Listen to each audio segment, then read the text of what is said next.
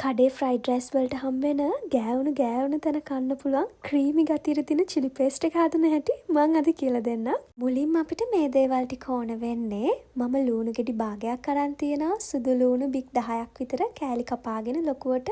ඊළඟට අඟල් 2ක විතර ඉඟුරු කෑල්ලක්. ඊට පස්සේ කරපිංචා තියෙනවා මෙතන. දැන් අපි මුලින්ම මේ ටික ඔක්කොම බ්ලෙන්ඩර් ජාර් එකට දාලා බ්ලෙන්ඩ් කරගන්න ඕනේ. මේකටම මම තෙල් මේස හැඳි දෙකකුත් දාගන්නවා. එතකොට ලස්සනට ක්‍රීමි ගතියට බ්ලෙන්ඩ් වෙලා එනවා. පේනවනේ මෙන්න මේ වගේ කෑලි නැති වෙන්න ක්‍රීමි ගතියට බ්ලෙන්ඩ් කරලා ගමු. මම පෑන් එකට තෙල් කෝප්ප කාලක් විතර දාගෙන ඒක රත් වුණාට පස්සේ කූනිස්සෝ ග්‍රෑම් 25ක් දාගන්නවා. හොඳට සෝදලා අරන් දාගන්න. ලිපේ ගින්දර අඩුම මට්ටමේ තියාගෙන අපි මේක හොඳ සුවඳක් එනකම් බැදගමු. විනාඩියක් විතර බැදගත්තට පස්සේ මම මේකට කලින් හදාගත්තු පේස්ට් එක දාගන්නවා. කලින් කිව්වා වගේ අපි අඩුම ගින්දරේ තමයි චිලි පේස්ට් එකක් හදාගන්න ඕනේ. විනාඩි 2ක් විතර මික්ස් කරද්දී ආට පෙනේ මේ වගේ තෙල් මතුවෙලා තියෙනවා.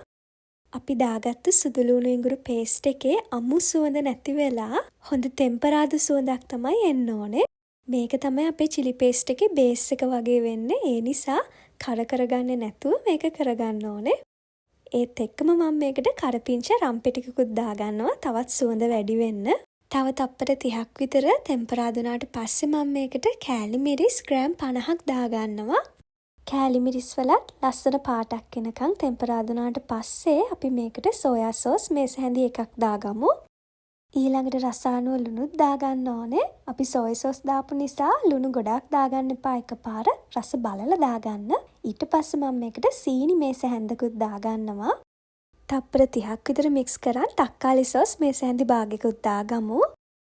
මම මේකෙම චිලි ඔයිල් එක තමයි ෆ්‍රයිඩ් රයිස් වලට පැස්ටා නූඩල්ස් හදද්දී යූස් කරන්නේ.